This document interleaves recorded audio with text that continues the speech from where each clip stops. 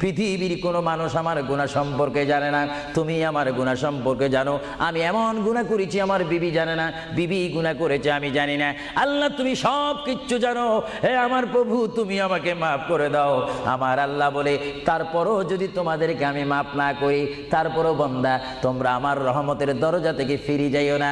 আমি তোমাদেরকে হুকুম দিচ্ছি, ওয়ালাউ আন্নাহুম ইয যালামু আনফুসাহুম জাউকা, বান্দারে যদি গুনাহ করে ফেলো আমার রহমত থেকে মুখ ফিরে তুমি চলে যাইও না।